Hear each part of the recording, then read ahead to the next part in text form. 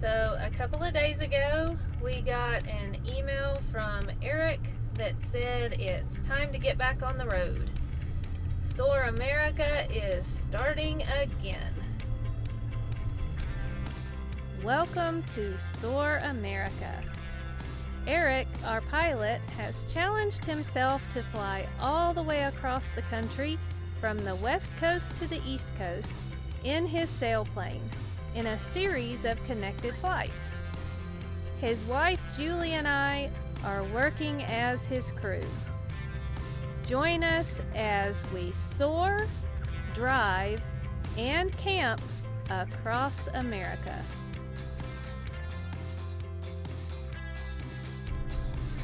It's really exciting that we're heading back out again.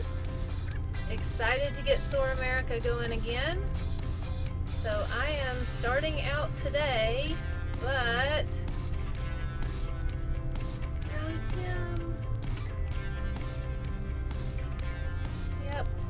Tim has to work, and that keeps him from being able to join Soar America again.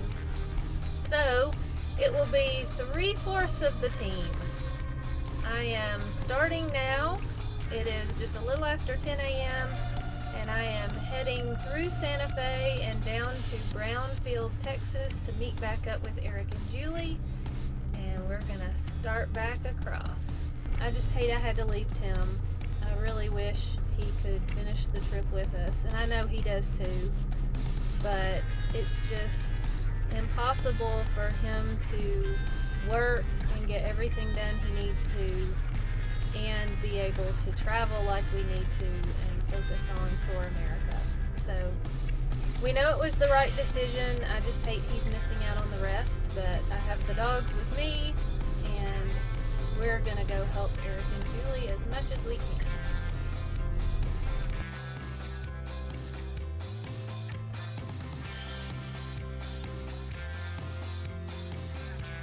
So I chose to make the next flight from Brownfield instead of from Remembrance, where I had last landed, for a few reasons. The main reason is just that the runway itself is better at Brownfield. It's 25 feet wide, or 75 feet wide instead of 50.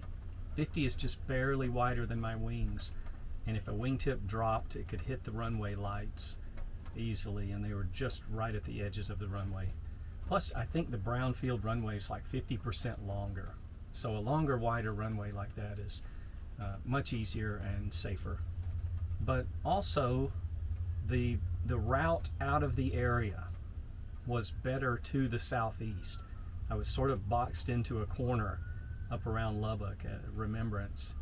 So the easier way out would probably be to the southeast from Brownfield. That was a little bit of a concern. It was also a little bit of a factor that Brownfield is a public airport. It's just right off the side of a paved road, no gate, easy access. Don't have to call ahead and let anyone know you're coming. The Remembrance, while they were very welcoming, is a private field. You have to drive through a 1/4 mile of gravel through their property to get there, and I would feel obligated to let them know we were coming. So just a few reasons. Here we are back at Terry County Airport in Brownfield, Texas, starting part 2 of Soar America. This is day 1. It is much hotter than we were here when we were here before, so we are running the generators on our vans so that we can run some air conditioning while we're out here getting set up, but we're just about to put the final assembly of the plane, getting the batteries in, and then because we are only 3/4 of our prior crew, it means we've lost our wing runner Tim, so I am going to attempt to take up that position. We'll see how it goes. I'm a little nervous about running and holding on to a wing, but hopefully we can get Eric up in the air today. Doesn't appear to be wonderful conditions, but hopefully he'll still be able to make some progress. All right, so I chickened out and didn't want to run the wing. It just makes me nervous to hold on to his plane. It makes me nervous just to touch his plane.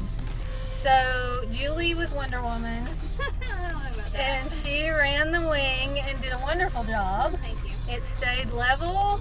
He got off. He got up really fast. The wind was helping, and so he had a good launch. With our reduced crew size, we didn't film the takeoff today, so we may not get as many things filmed, but we're watching right now. He's still looking a little low, so we're going to give it a few minutes and see how he does, and hopefully we'll get to leave Brownfield. We'll see. So the flight did not go as planned. Eric had an issue with the batteries that we've got to get sorted out. So he was getting errors that his battery levels were super low, and so he had to land right away.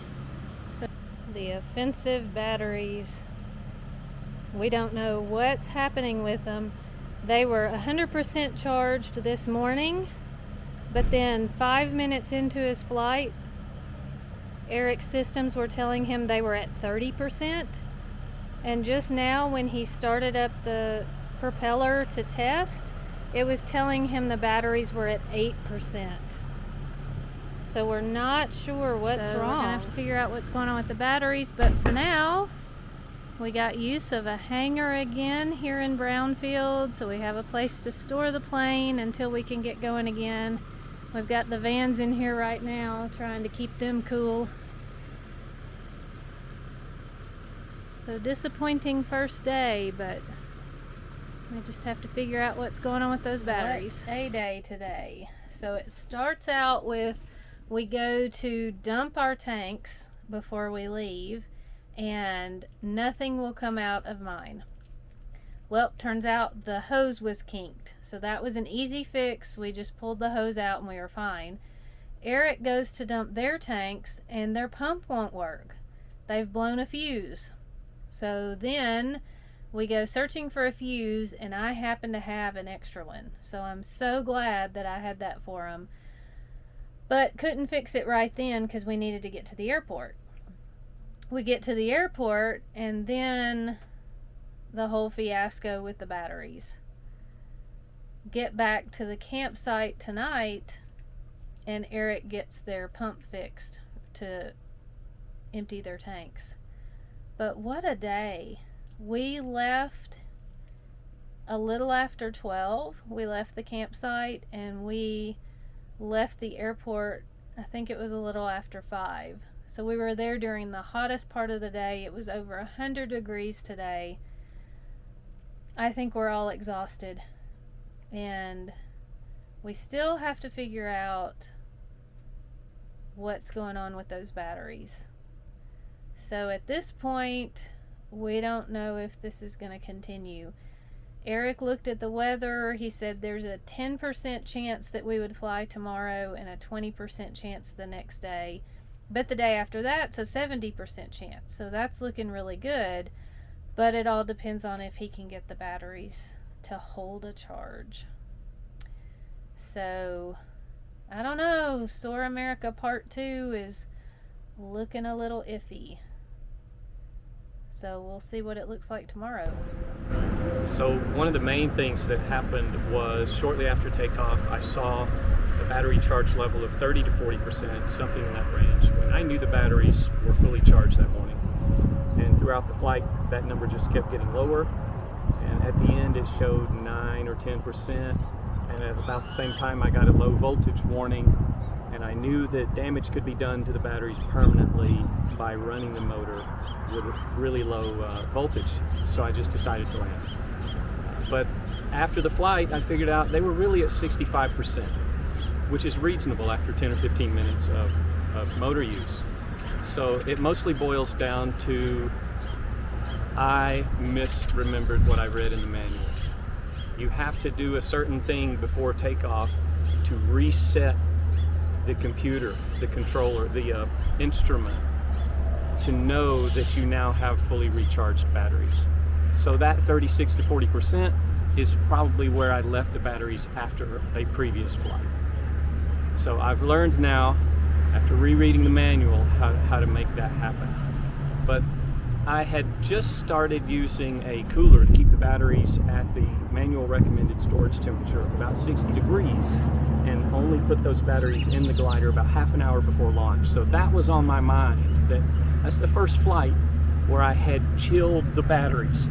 And I thought, oh no, did that affect the batteries somehow? Did they suddenly lose charge? So that was on my mind. That's yet to be determined. I'm going to talk with Luca, the system designer, and get his thoughts on that.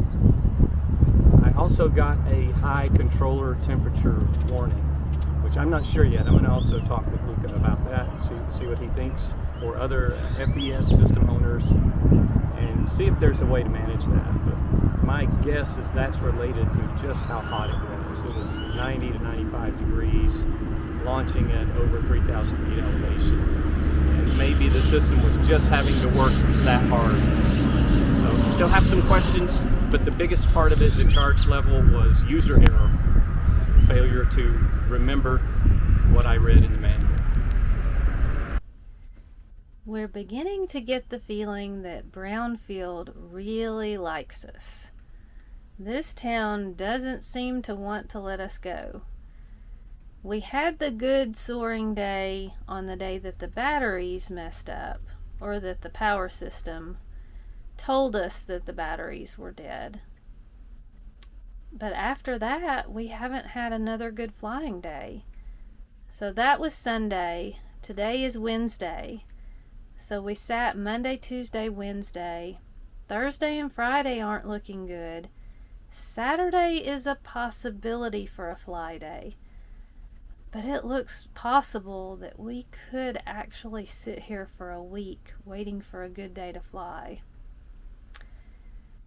When Eric decided to come back out, looking at the soaring forecast, it looked like he'd be able to fly 3 of the next 5 days. But of course, it took us a few days to get here. So it seems that we missed the window.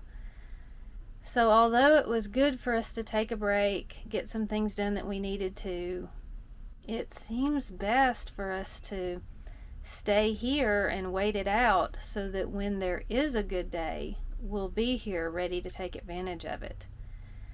So for now, we just sit and wait and watch the forecast. Here we are back at Terry County Airport. We've been sitting for 3 days waiting for the weather to improve, and today looks good enough to give it a shot. So we're gonna try for another fly day today.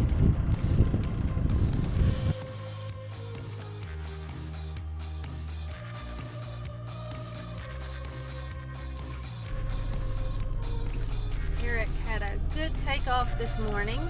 He had a bit of a crosswind, so he told Julie to hold the left wing low, and when she released, to actually have it pretty low to the ground.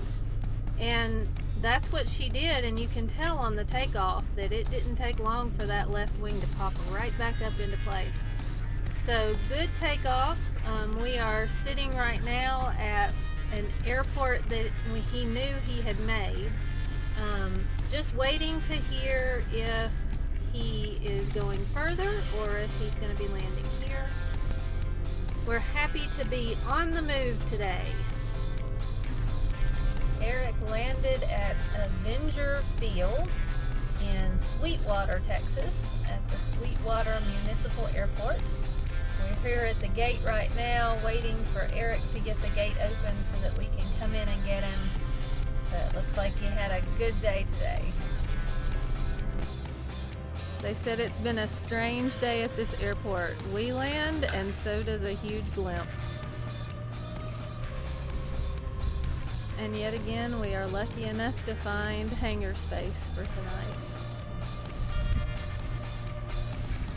So Eric flew 110 miles today and made some good progress going east. We are so excited.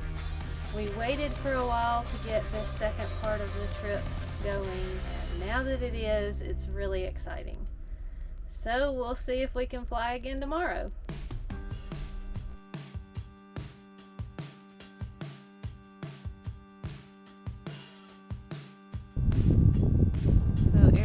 if this is the kind of sky he likes to see. The clouds may be a little low, but otherwise, this is what he looks for in the sky. Just a little worried today about these wind gusts, afraid that they'll tear the thermals up. But hoping for another good flight today.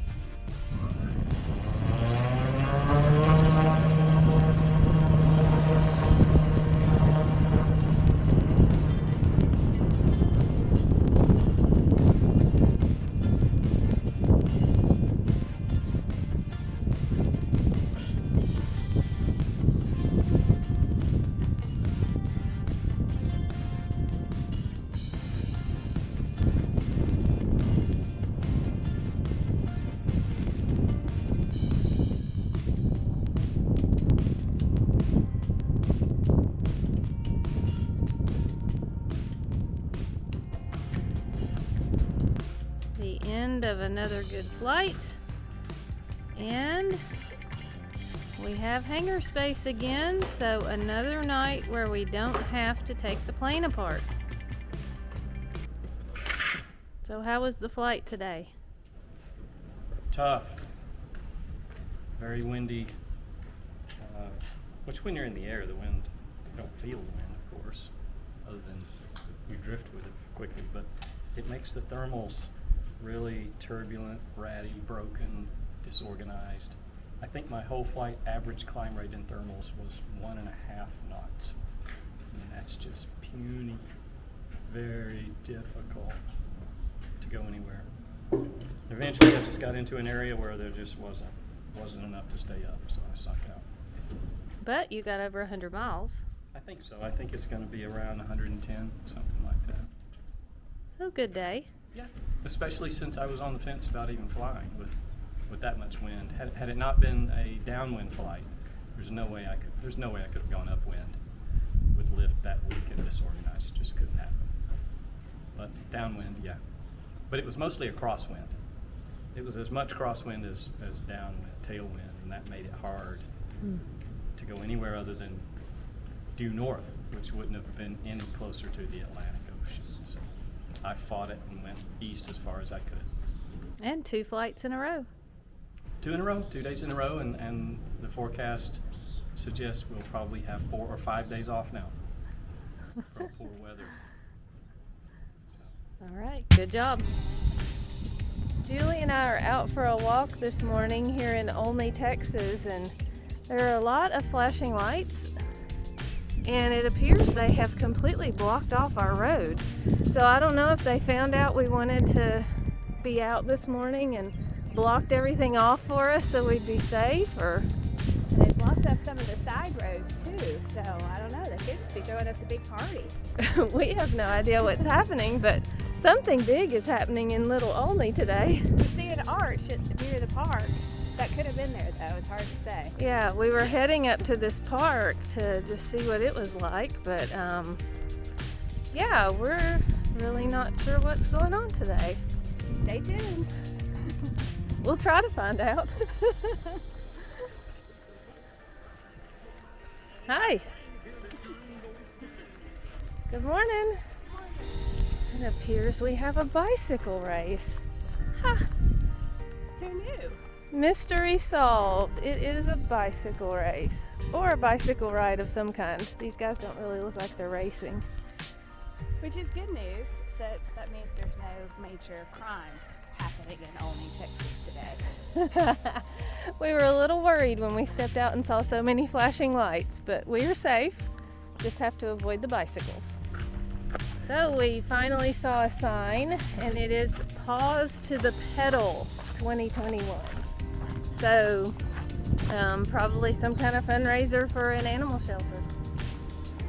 And we're about to go underneath the arch, their big finish line. And there you have it. That is the big event today. So as we end our first week back after our big break, we find ourselves at that wonderful halfway mark. We're stopped to wait on the weather again, but Eric told us that we are now 51% through the mileage. So we'll spend a few days waiting for good weather to soar again, and then we'll get that last half.